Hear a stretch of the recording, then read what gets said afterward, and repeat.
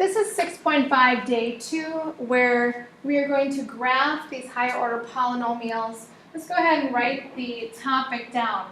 We're going to graph functions that look like x cubed degree, x to the 4th, or x to the 5th. We spent a lot of time in chapter 5 on x squares, the quadratics, the shapes are the u.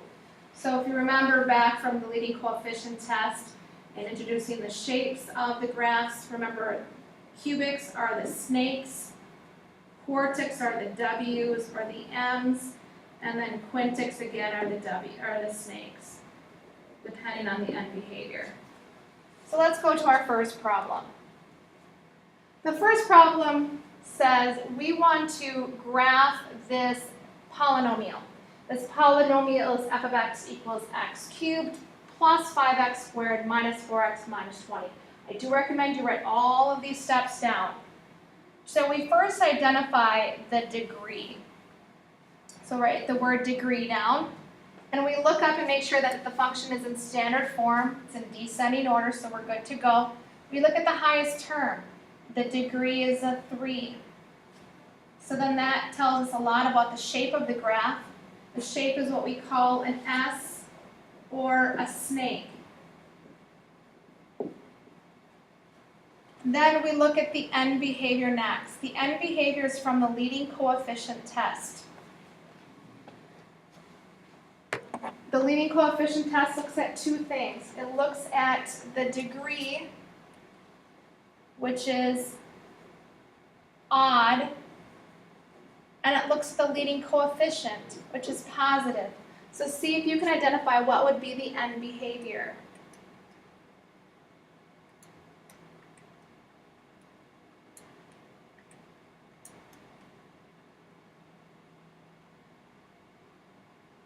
You should have got it rises on the right and rises or falls on the left.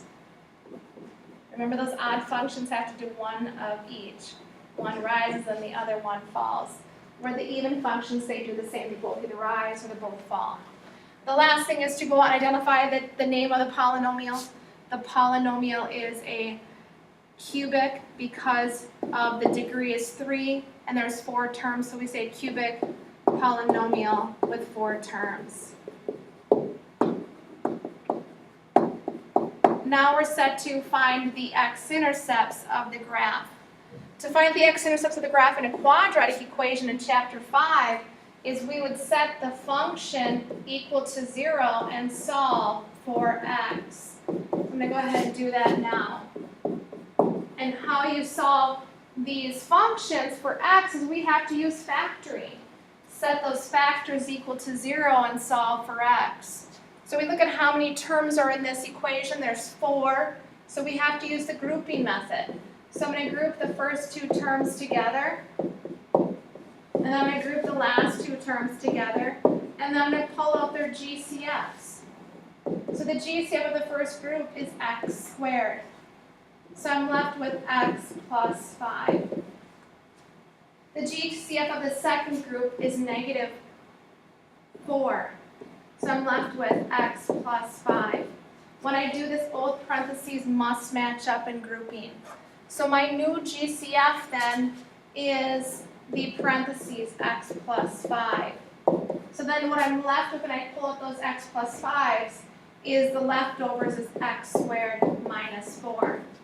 I can continue one more time, factoring that x squared minus 4. That is the difference of 2 squares, where I have x minus 2, x plus 2.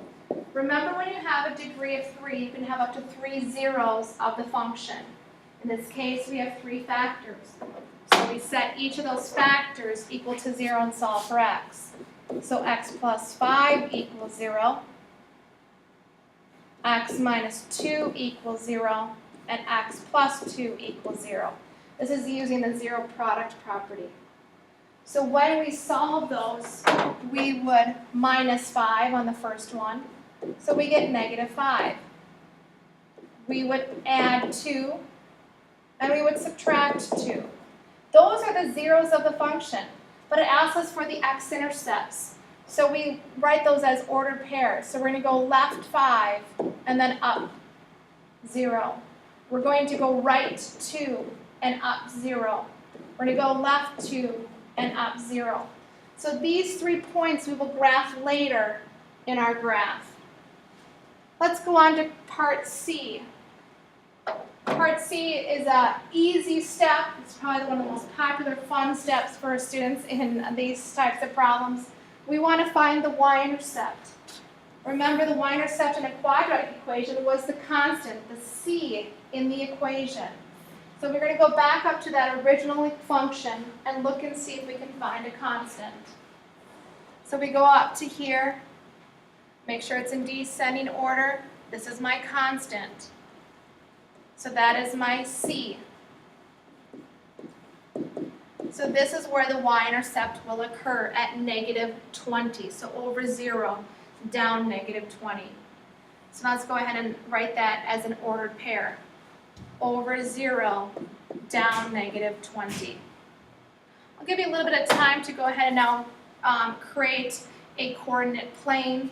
I would probably change your scale a little bit so that you have maybe by 2's on your y scale. And then you could do your x scale just by 1.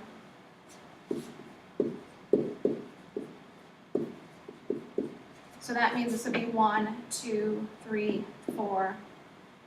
And then these would be by 2. So this would be, represents 2, 4, this would be your 8, 12, 16, 20. So give you a little bit of time to do that.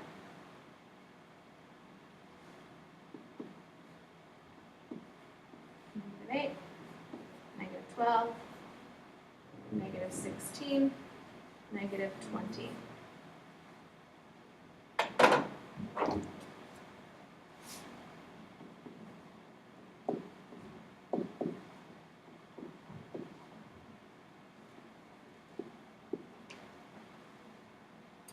Now in part D is we're going to go ahead and graph those y-intercepts, y-intercept and the x-intercept.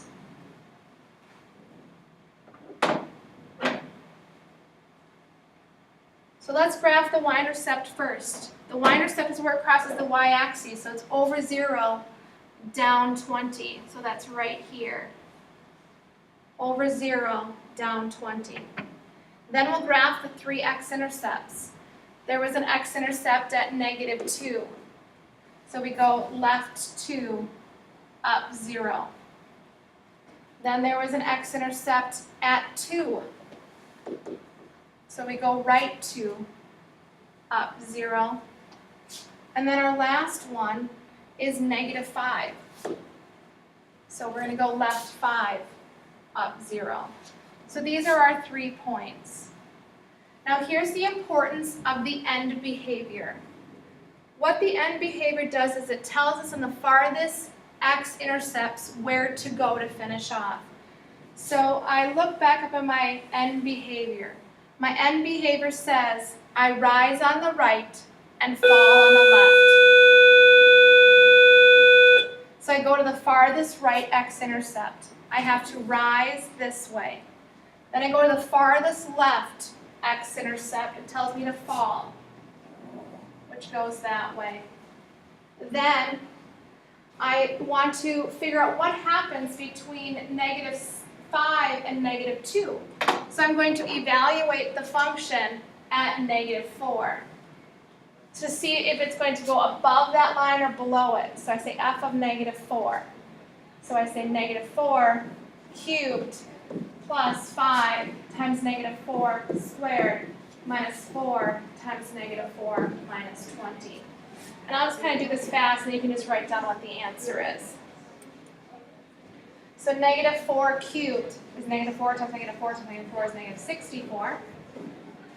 5, -4 times -4 is 16. -4 times -4 is positive 16, and then minus 20. So we get -64 plus 80 plus 6 minus 20.